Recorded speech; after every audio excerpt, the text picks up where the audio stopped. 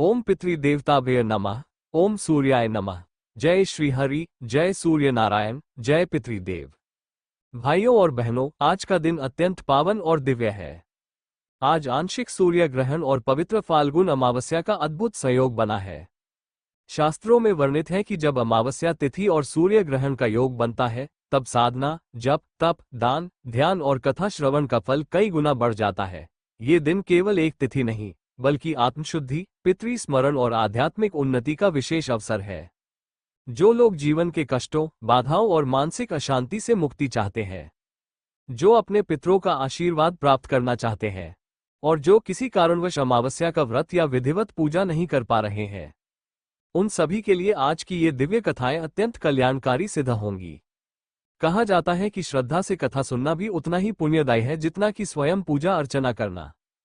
तो आइए, पूर्ण श्रद्धा, विश्वास और एकाग्र मन से आज की इन पावन कथाओं का श्रवण करें। आज आप सुनेंगे अमावस्या की महिमा की कथा, पीपल सींचने की पुण्य कथा, और भगवद गीता महात्म्य का 7वां अध्याय धुंधकारी और गोकर्ण की कथा को सुनेंगे। क्योंकि कहा गया है, अमावस्या के दिन किया गया पुण्य कार्य पितरों को प्रेत योनि से भी मुक्ति दिलाने वाला होता है। ब्राह्मण परिवार की कथा प्राचीन समय की बात है। एक छोटे से ग्राम में एक निर्धन ब्राह्मण अपनी पत्नी और एक सुंदर, संस्कारी एवं गुणवान पुत्री के साथ रहता था।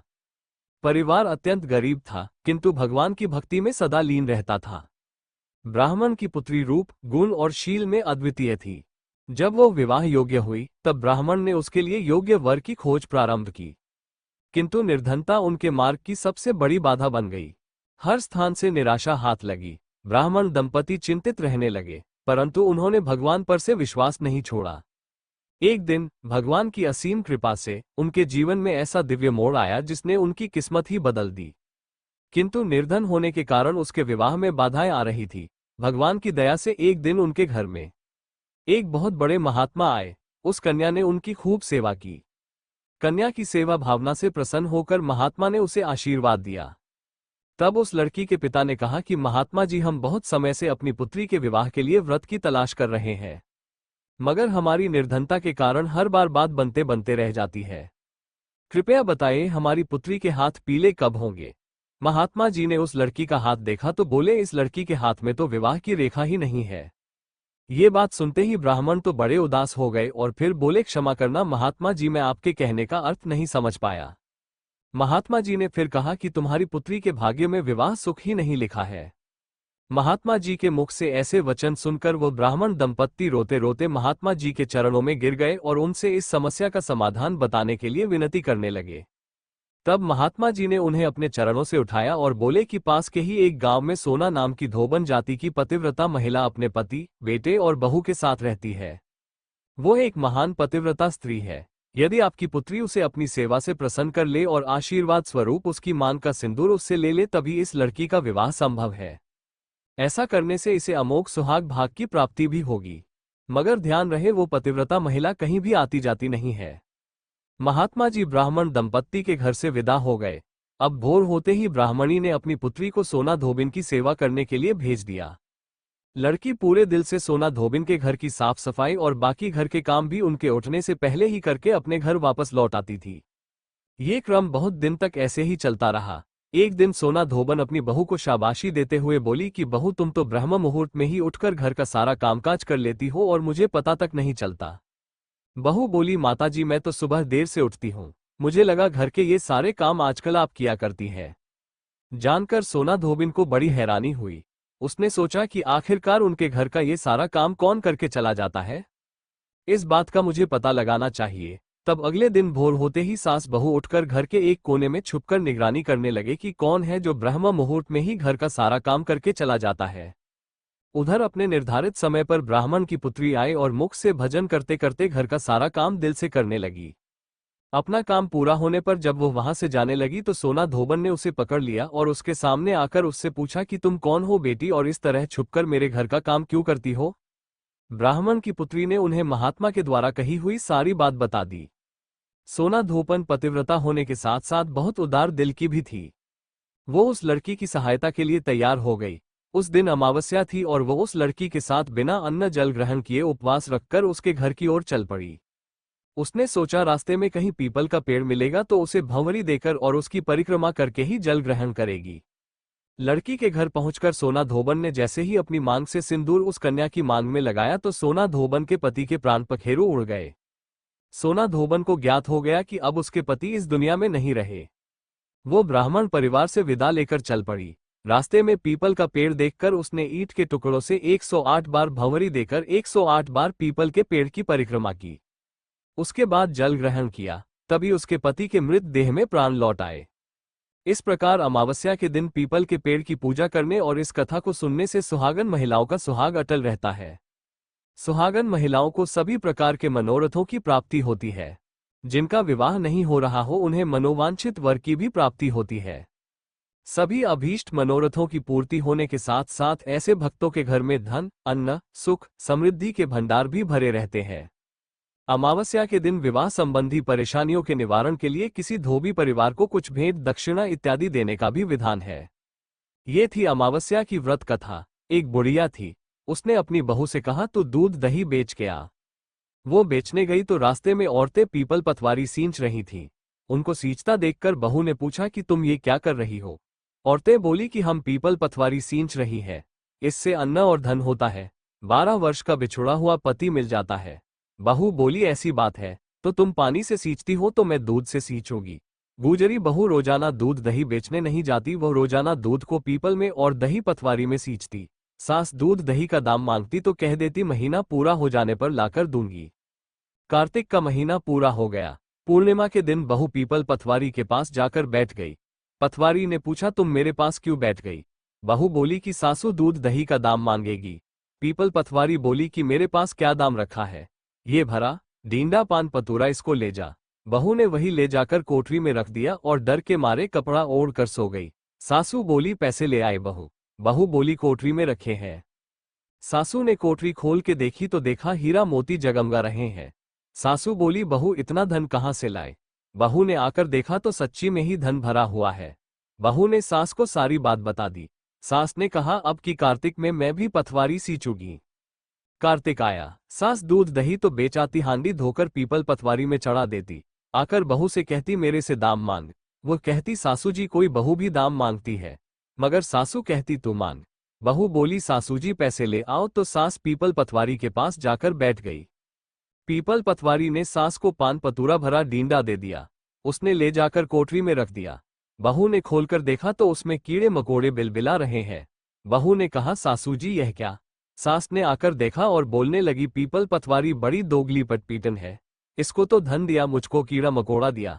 तब सब कोई बोलने लगे कि बहू तो सत की भूखी सींची थी, तुम धन की भूखी। हे पतवारी माता, जैसा बहू को दिया वैसा सबको देना, जैसा सास को दिया वैसा किसी को ना देना। अब हम लोग श्रीमद् भागवत गीता का 7वां अध्याय महात्म्य को सुनेंगे। भगवान शिव कहते हैं, पार्वती, अब मैं 7वें अध्याय का महात्म्य बतलाता हूँ, जिसे सुनकर कानों में अमृत राशि भर जाती है। पाटलिपुत्र नामक एक दुर्गम नगर है, जिसका गोपुर द्वार बहुत ही ऊंचा है। उस नगर में शंकुकर्म नामक एक ब्राह्मण रहता था। उसने वैश्य वृत्ति का आश्रय लेकर बहुत धन कमाया, किंतु न तो कभी पितरों का तर्पण किया और न देवताओं का पूजन ही। वो धनोपार्जन में तत्पर होकर राजाओं को ही भोज दिया करता था। एक समय की बात है, उस ब्राह्मण ने अपना चौथा विवाह करने के लिए पुत्रों और बंधुओं के साथ यात्रा की। मार्ग में आधी रात के समय जब वह सो रहा था, तब एक सर्प ने कहीं से आकर उसकी बाह में काट लिया। उसके काटते ही ऐसी अवस्था हो गई कि मणि, मंत्र और औषधि आदि से भी उसके शरीर की रक्षा असाध्य जान पड़ी। तत्पश्चात कुछ ही क्षणों में उसके प्राण पखेरु उड़ गए और वह प्रेत बना। फिर बहुत समय के बाद वह प्रेत सर्पयोनि में उत्पन्न हुआ। उसका चित्त धन की वासना में बंधा था। उसने पूर्व वृत्तांत को स्मरण करके सोचा, मैंने घर के बाहर करोड़ों की संख्या में अपना जो धन गाड़ रखा है, उससे इन पुत्रों को वंचित करके स्वयं ही उसकी रक्षा करूंगा। सांप की योनि से पीड़ित होकर पिता ने एक दिन स्वप्न में अपने पुत्रों के समक्ष आकर अपना मनोभाव बताया। तब उसके पुत्रों ने सवेरे उठकर बड़े विस्मय के साथ एक दूसरे से स्वप्न की बातें कही। उनमें से मंझला पुत्र कुदाल हाथ में लिए घर से निकला और जहां उसके पिता सर्पयोनि धारण करके रहते थे, उस स्थान पर गया। यद्यपि उसे धन के स्थान का ठीक ठीक पता नहीं था, तो भी उसने चिन्हों से उसका ठीक निश्चय कर लिया और लोभ बुद्धि से वहां पहुंचकर बांबी को खोदना आरंभ किया। तब उस बांबी से बड़ा भयानक सांप प्रकट हुआ और बोला, ओ मूढ़, तू कौन है? किस लिए आया है? ये बिल क्यों खोद रहा है? किसने तुझे भेजा है? ये सारी बातें मेरे सामने बता। पुत्र, मैं आपका पुत्र हूँ। मेरा नाम शिव है। मैं रात्रि में देखे हुए स्वप्न से विस्मित होकर यहाँ का सुवर्ण लेने के कौतूहल से आया हूँ। पुत्र की यह वाणी सुनकर वह सांप हंसता हुआ उच्च स्वर से इस प्रकार स्पष्ट वचन बोला, यदि तू मेरा पुत्र है तो मुझे शीघ्र ही बंधन से मुक्त कर। मैं अपने पूर्वजन्म के गाड़े हुए धन के ही लिए सर्प्योनी में उत्पन्न हुआ हूँ। पुत्र, पिताजी, आपकी मुक्ति कैसे होगी? इसका उपाय मुझे बताइए, क्योंकि मैं इस रात में सब लोगों को छोड़कर आपके पास आया हूँ। पिता, बेटा, गीता के अमृतमय सप्तम अध्याय को छोड़कर मुझे मुक्त करने में तीर्थ, दान, तप और यज्ञ भी सर्वथा समर्थ नहीं है। केवल गीता का 7वां अध्याय ही प्राणियों के जरा मृत्यु आदि दुखों को दूर करने वाला है। पुत्र, मेरे श्राद्ध के दिन गीता के सप्तम अध्याय का पाठ करने वाले ब्राह्मण को श्रद्धापूर्वक भोजन कराओ। इससे निस्संदेह मेरी मुक्ति हो जाएगी। वत्स, अपनी शक्ति के अनुसार पूर्ण श्रद्धा के साथ निर्व्यसी और वेद विद्या में प्रवीण अन्य ब्राह्मणों को भी भोजन कराना। सर्प्योनी में पड़े हुए पिता के ये वचन सुनकर सभी पुत्रों ने उसकी आज्ञानुसार तथा उससे भी अधिक किया। तब शंकुकर्ण ने अपने सर्प शरीर को त्याग कर दिव्य देह धारण किया और सारा धन पुत्रों के अधीन कर दिया। पिता ने करोड़ों की संख्या में जो धन उनमें बांट दिया था, उससे वे पुत्र बहुत प्रसन्न हुए। उनकी बुद्धि धर्म में लगी हुई थी, इसलिए उन्होंने बावली, कुआं, पोखरा, यज्ञ तथा देव मंदिर के लिए उस धन का उपयोग किया और अन्नशाला भी बनवाए। तत्पश्चात 7वें अध्याय का सदा जप करते हुए उन्होंने मोक्ष प्राप्त किया। हे पार्वती, ये तुम्हें 7वें अध्याय का महात्म्य बतलाया, जिसके श्रवण मात्र से मानव सब पातकों से मुक्त हो जाता है। प्रेम से बोलिए भगवान भोलेनाथ और माता पार्वती की जय। अब हम लोग भक्त गोकर्ण की कथा को सुनेंगे। अब हम तुम्हें इस विषय में एक प्राचीन इतिहास सुनाते हैं। उसके सुनने से ही सब पाप नष्ट हो जाते हैं। पूर्व काल में तुंगभद्रा नदी के तट पर एक अनुपम नगर बसा हुआ था। वहां सभी वर्णों की लोग अपने अपने धर्मों का आचरण करते हुए सत्य और सत्कर्मों में तत्पर रहते थे। उस नगर समस्त वेदों का विशेषज्ञ और श्रीत स्मार्त कमों में निपुण एक आत्मदेव नामक ब्राह्मण रहता था। वह साक्षात दूसरे सूर्य के समान तेजस्वी था। वह धनी होने पर भी भिक्षाजीवी था। उसकी प्यारी पत्नी धुंधुली कुलीन एवं सुंदरी होने पर भी सदा अपनी बाट पर अड़ जाने वाली थी। उसे लोगों की बात करने में सुख मिलता था। स्वभाव था क्रूर, प्रायः कुछ न कुछ बकवाद करती रहती थी। गृह कार्य में निपुण थी, कृपण थी और थी झगड़ालू भी। इस प्रकार ब्राह्मण दंपति प्रेम से अपने घर में रहते और विहार करते थे। उनके पास अर्थ और भोग विलास की सामग्री बहुत थी।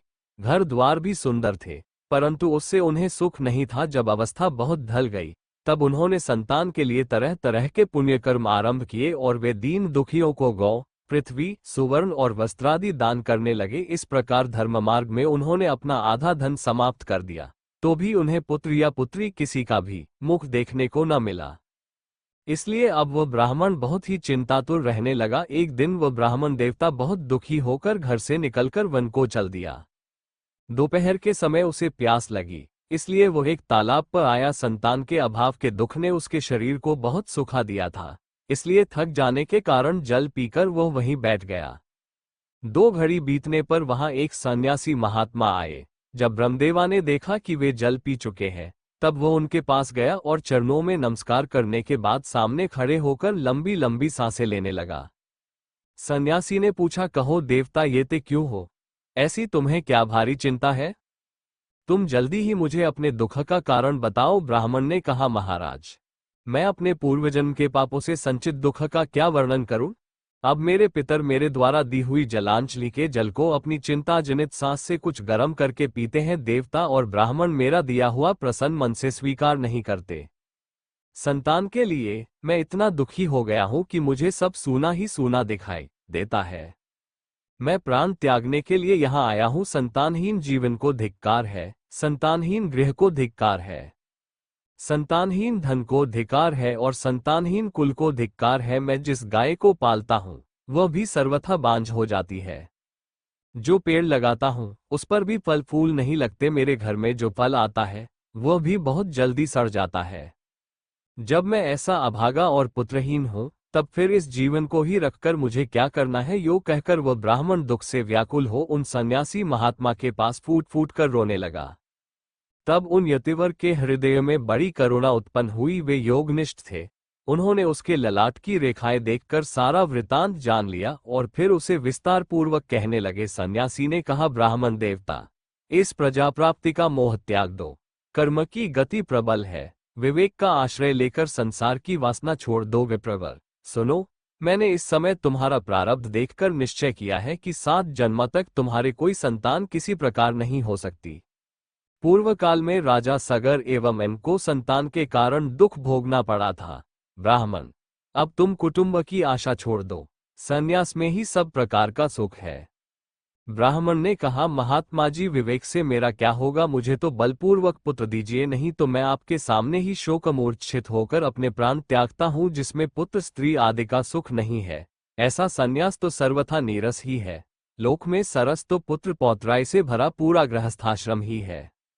ब्राह्मण का ऐसा आग्रह देखकर उन तपोधन ने कहा, विधाता के लेख को मिटाने का हठ करने से राजा चित्रकेतु को बड़ा कष्ट उठाना पड़ा था। इसलिए दैव जिसके उद्योग को कुचल देता है, उस पुरुष के समान तुम्हें भी पुत्र से सुख नहीं मिल सकेगा। तुमने तो बड़ा हठ पकड़ रखा है और अर्थी के रूप में तुम मेरे सामने उपस्थित हो। ऐसी दशा में मैं तुमसे क्या कहूं?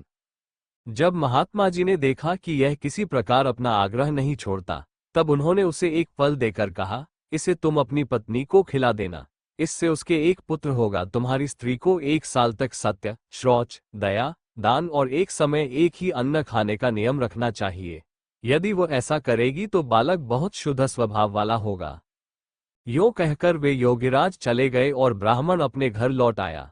वहां आकर उसने वह फल अपनी स्त्री के हाथ में दे दिया और स्वयं कहीं चला गया। उसकी स्त्री तो कुटिल स्वभाव की थी ही। वह रो रो कर अपनी एक सखी से कहने लगी, सखी, मुझे तो बड़ी चिंता हो गई। मैं तो ये फल नहीं खाऊंगी। फल खाने से गर्भ रहेगा और गर्भ से पेट बढ़ जाएगा, फिर कुछ खाया पिया जाएगा नहीं। इससे मेरी शक्ति क्षीण हो जाएगी। तब बता, घर का धंधा कैसे होगा? और दैववश यदि कहीं गांव में डाकुओं का आक्रमण हो गया तो गर्भिणी स्त्री कैसे भागेगी? यदि सुखदेव जी की तरह ये गर्भ भी पेट में ही रह गया तो इसे बाहर कैसे निकाला जाएगा? और कहीं प्रसव काल के समय वो टेढ़ा हो गया तो फिर प्राणों से ही हाथ धोना पड़ेगा। यो भी प्रसव के समय बड़ी भयंकर पीड़ा होती है। मैं सुकुमारी भला ये सब कैसे सह सकूंगी? मैं जब दुर्बल पड़ जाऊंगी तब नंदरानी आकर घर का सब माल मता समेट ले जाएंगी और मुझसे तो सत्य शौचादि नियमों का पालन होना भी कठिन ही जान पड़ता है। जो स्त्री बच्चा जनती है उसे उस बच्चे के लालन पालन में भी बड़ा कष्ट होता है। मेरे विचार से तो वंध्या या विधवा स्त्रियां ही सुखी है। मन में ऐसे ही तरह तरह के कुतर्क उठने से उसने वह फल नहीं खाया और जब उसके पति ने पूछा, फल खा लिया? तब उसने कह दिया, हाँ, खा लिया। एक दिन उसकी बहन अपने आप ही उसके घर आई। तब उसने अपनी बहन को सारा वृत्तांत सुनाकर कहा कि मेरे मन में इसकी बड़ी चिंता है। मैं इस दुख के कारण दिनों दिन दुबली हो रही हूं। बहन, मैं क्या करूं? बहन ने कहा, मेरे पेट में बचा है, प्रसव होने पर वह बालक मैं तुझे दे दूंगी। तब तक तू गर्भवती के समान घर में गुप्त रूप से सुख से रह। तू मेरे पति को कुछ धन दे देगी तो वे तुझे अपना बालक दे देंगे। हम ऐसी युक्ति करेंगी कि जिसमें सब लोग यही कहें कि इसका बालक 6 महीने का होकर मर गया, और मैं नित्य प्रति तेरे घर आकर उस बालक का पालन पोषण करती रहूंगी। तू इस समय इसकी जांच करने के लिए यह फल गौ को खिला दे। ब्राह्मणी ने स्त्री स्वभाववश जो जो उसकी बहन ने कहा था वैसे ही सब किया। इसके पश्चात समयानुसार जब उस स्त्री के पुत्र हुआ तब उसके पिता ने चुपचाप लाकर उसे धूंधुली को दे दिया और उसने आत्मदेव को सूचना दे दी कि मेरे सुखपूर्वक बालक हो गया है। इस प्रकार आत्मदेव के पुत्र हुआ सुनकर सब लोगों को बड़ा आनंद हुआ। ब्राह्मण ने उसका जात कर्म संस्कार करके ब्राह्मणों को दान दिया और उसके द्वार पर गाना बजाना तथा अनेक प्रकार के मांगलिक कृत्य होने लगे। धूंधुली ने अपने पति से कहा, मेरे स्तनों में तो दूध ही नहीं है, फिर गौ आदि किसी अन्य जीव के दूध से मैं इस बालक का किस प्रकार पालन करूंगी? मेरी बहन के अभी बालक हुआ था, वह मर गया है। उसे बुलाकर अपने यहाँ रख ले तो वह आपके इस बच्चे का पालन पोषण कर लेगी। तब पुत्र को रक्षा के लिए आत्मदेव ने वैसा ही किया तथा माता धुंधुली ने उस बालक का नाम धुंधुकारी रखा।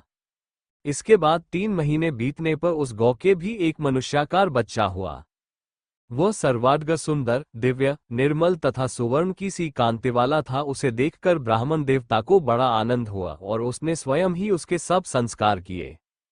इस समाचार से और सब लोगों को भी बड़ा आश्चर्य हुआ और वे बालक को देखने के लिए आए तथा आपस में कहने लगे, देखो भाई, अब आत्मदेव का कैसा भाग्य उदय हुआ है।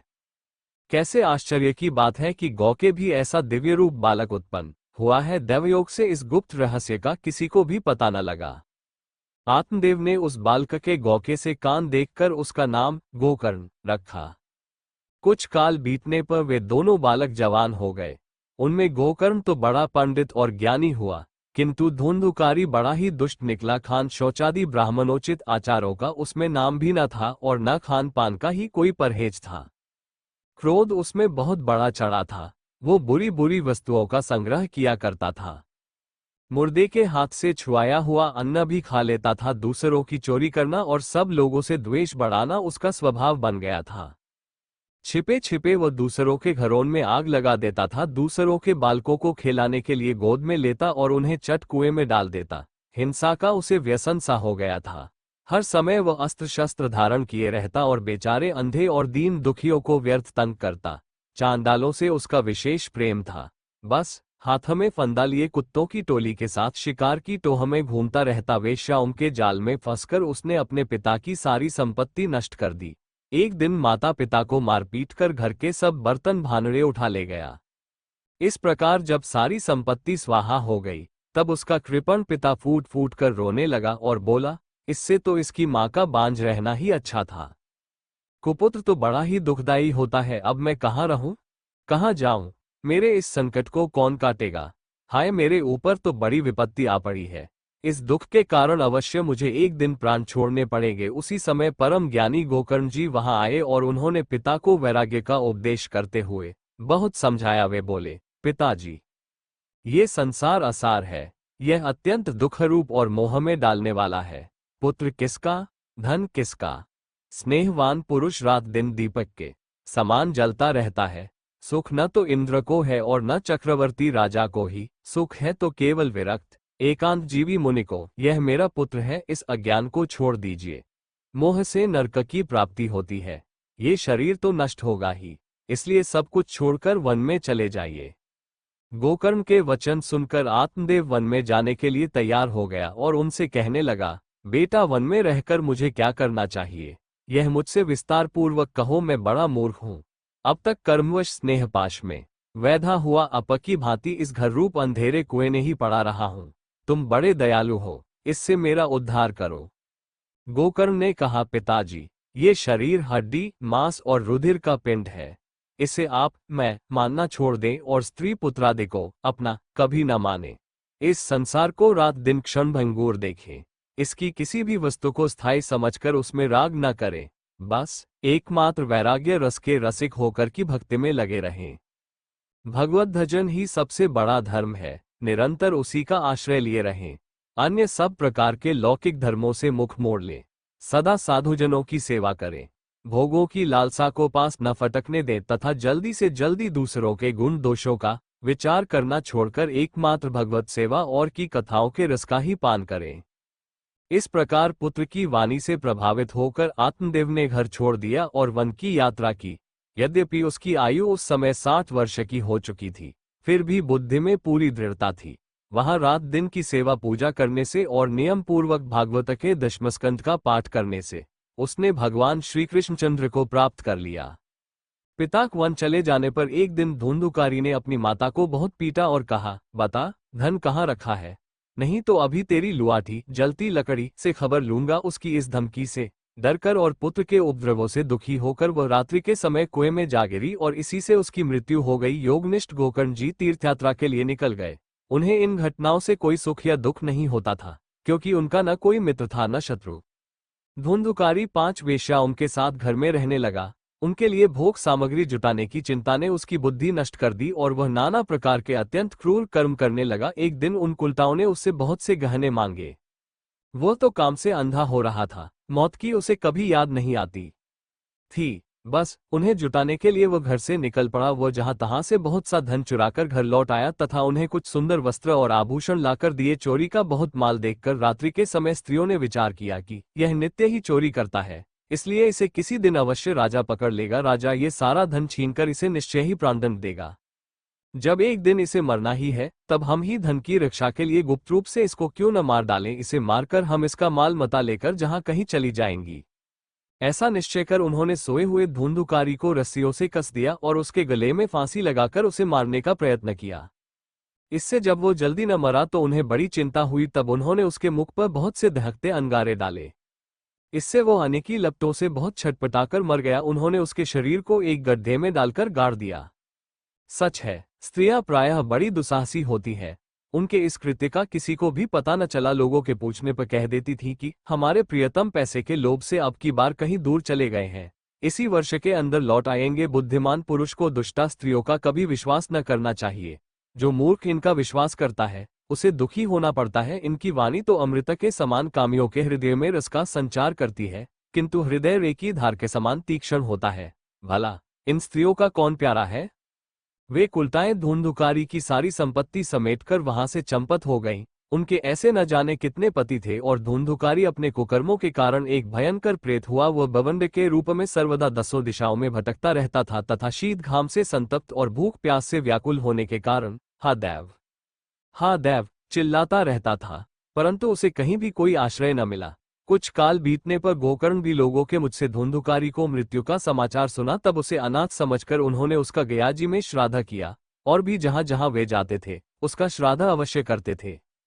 इस प्रकार घूमते घूमते गोकर्ण जी अपने नगर में आए और रात्रि के समय दूसरों की दृष्टि से बचकर सीधे अपने घर के आंगन में सोने के लिए पहुंचे। वहां अपने भाई को सोया देख आधी रात के समय धुंधुकारी ने अपना बड़ा विकट रूप दिखाया। वह कभी भेड़ा, कभी हाथी, कभी भैंसा, कभी इंद्र और कभी अग्नि का रूप धारण करता। अंत में वह मनुष्य के आकार में प्रकट हुआ। ये विपरीत अवस्थाएं देखकर गोकर्ण ने निश्चय किया कि यह कोई दुर्गति को प्राप्त हुआ जीव है। तब उन्होंने उससे धैर्यपूर्वक पूछा। गोकर्ण ने कहा, तू कौन है? रात्रि के समय ऐसे भयानक रूप क्यों दिखा रहा है? तेरी ये दशा कैसे हुई? हमें बता तो सही, तू प्रेत है, पिशाच है अथवा कोई राक्षस है? सूत जी कहते हैं, गोकर्ण के इस प्रकार पूछने पर वो बार बार जोर जोर से रोने लगा। उसमें बोलने को शक्ति नहीं थी, इसलिए उसने केवल संकेत मात्र किया। तब गोकर्ण ने अंजलि में जल लेकर उसे अभिमंत्रित करके उस पर छिड़का। इससे उसके पापों का कुछ शमन हुआ और वो इस प्रकार कहने लगा। प्रेत बोला, मैं तुम्हारा भाई हूं, मेरा नाम है धुंधुकारी। मैंने अपने ही दोष से अपना ब्राह्मणत्व नष्ट कर दिया। मेरे कुकर्मों की गिनती नहीं की जा सकती। मैं तो महान अज्ञान में चक्कर काट रहा था, इसी से मैंने लोगों की बड़ी हिंसा की। अंत में कुलता स्त्रियों ने मुझे तड़पा तड़पाकर मार डाला। इसी से अब प्रेत योनि में पड़कर ये दुर्दशा भोग रहा हूं। अब दैववश कर्मफल का उदय होने से मैं केवल वायुभक्षण करके जी रहा हूं। भाई, तुम दया के समुद्र हो, अब किसी प्रकार जल्दी ही मुझे इस यौन से छुड़ाओ। गोकर्ण ने धुंधुकारी को सारी बातें सुनी और तब उससे बोले। गोकर्ण ने कहा, भाई, मुझे इस बात का बड़ा आश्चर्य है। मैं तुम्हारे लिए विधिपूर्वक गाजी पिंडदान किया, फिर भी तुम प्रेत्यों से मुक्त कैसे नहीं हुए? यदि गया श्राद्ध से भी तुम्हारी मुक्ति नहीं हुई, तब इसका और कोई उपाय ही नहीं है। अच्छा, तुम सब बात खोलकर कहो, मुझे अब क्या करना चाहिए? प्रेत ने कहा, मेरी मुक्ति सैकड़ों गया श्राद्ध करने से भी नहीं हो सकती। अब तो तुम इसका कोई और उपाय सोचो। प्रेत की यह बात सुनकर गोकर्ण को बड़ा आश्चर्य हुआ। वे बहने लगे, यदि सैकड़ों गया श्राद्ध से भी तुम्हारी मुक्ति नहीं हो सकती, तब तो तुम्हारी मुक्ति असंभव ही है। अच्छा, अभी तो तुम निर्भय होकर अपने स्थान पर रहो, मैं विचार करके तुम्हारी मुक्ति के लिए कोई दूसरा उपाय करूंगा। गोकर्ण की आज्ञा पाकर धुंधुकारी वहां से अपने स्थान पर चला आया। इधर गोकर्ण ने रात भर विचार किया, तब भी उन्हें कोई उपाय नहीं सूझा। प्रातःकाल उनको आया देख लोग प्रेम से उनसे मिलने आए। तब गोकर्ण ने रात में जो कुछ जिस प्रकार हुआ था वो सब उन्हें सुना दिया। उनमें जो लोग विद्वान, योगनिष्ठ, ज्ञानी और वेदज्ञ थे, उन्होंने भी अनेकों शास्त्रों को उलट पलट कर देखा तो भी उसकी मुक्ति का कोई उपाय न मिला। तब सबने यहाँ निश्चय किया कि इस विषय में सूर्य नारायण जो आज्ञा करे वही करना चाहिए। अतः गोकर्ण ने अपने तपोबल से सूर्य को गति को रोक दिया। उन्होंने स्तुति की, भगवान, आप सारे संसार के साक्षी हैं, मैं आपको नमस्कार करता हूँ। आप मुझे कृपा करके धुंधुकारी की मुक्ति का साधन बताइए। गोकर्ण की यह प्रार्थना सुनकर सूर्यदेव ने दूर से ही स्पष्ट शब्दों में कहा, श्रीमद्भागवत से मुक्ति हो सकती है, इसलिए तुम उसका सप्ताह पारायण करो। सूर्य का ये धर्ममय वचन वहां सभी ने सुना। तब सबने यही कहा कि प्रयत्नपूर्वक यही करो, है भी यह साधन बहुत सरल। अतः गोकर्ण जी भी तदनुसार निश्चय करके कथा सुनाने के लिए तैयार हो गए। देश और गांवों से अनेकों लोग कथा सुनने के लिए आए।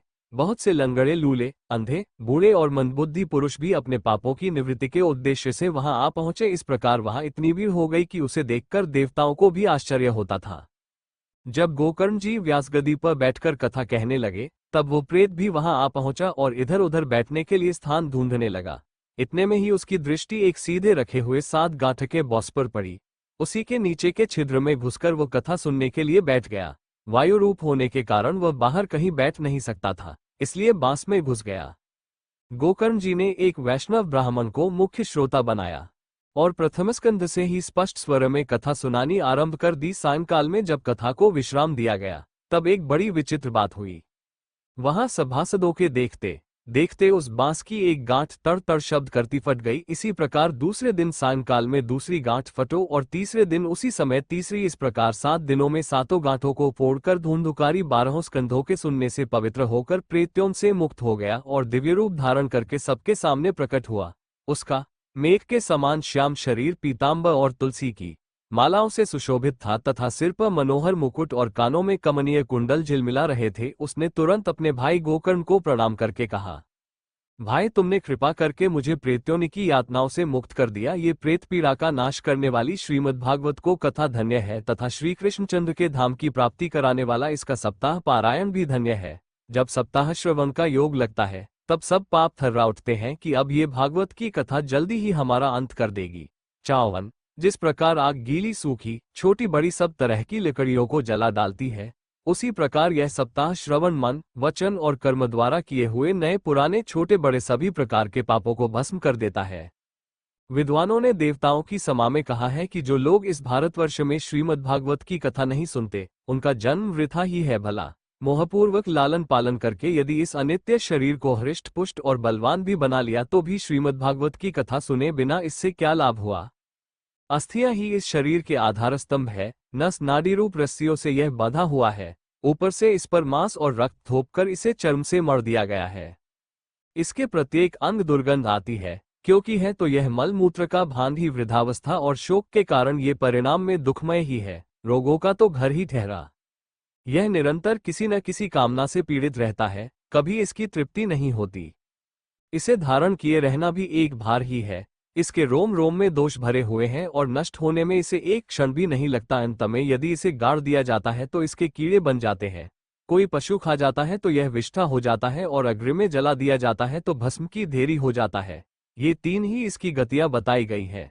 ऐसे अस्थिर शरीर से मनुष्य अविनाशी फल देने वाला काम क्यों नहीं बना लेता। जो अन्न प्रातः काल पकाया जाता है, वो सायंकाल तक बिगड़ जाता है, फिर उसी के रस से पुष्ट हुए शरीर को नित्यता कैसी। इस लोक में सप्ताह श्रवण करने से कि शीघ्र ही प्राप्ति हो सकती है।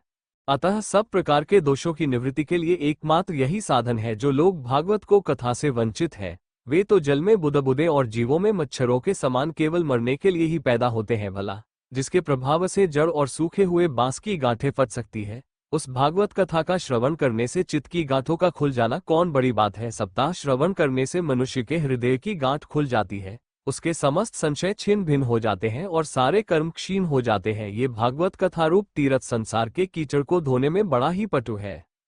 विद्वानों का कथन है कि जब यह हृदय में स्थित हो जाता है, तब मनुष्य की मुक्ति निश्चित ही समझनी चाहिए।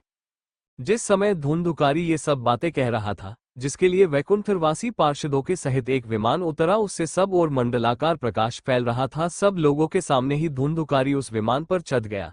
तब उस विमान पर आए हुए पार्षदों को देखकर उनसे गोकर्ण ने यह बात कही। गोकर्ण ने पूछा, भगवान के प्रिय पार्षदों, यहाँ हमारे अनेकों शुद्ध हृदय श्रोतागण हैं, उन सबके लिए आप लोग एक साथ बहुत से विमान क्यों नहीं लाए। हम देखते हैं कि यहाँ सभी ने समान रूप से कथा सुनी है, फिर फल में इस प्रकार का भेद क्यों हुआ, ये बताइए। भगवान के सेवकों ने कहा, हे मानद, इस फल भेद का कारण इनके श्रवण का भेद ही है। ये ठीक है कि श्रवण तो सबने समान रूप से ही किया है, किंतु इसके जैसा मनन नहीं किया। इसी से एक साथ भजन करने पर भी उसके फल में भेद रहा।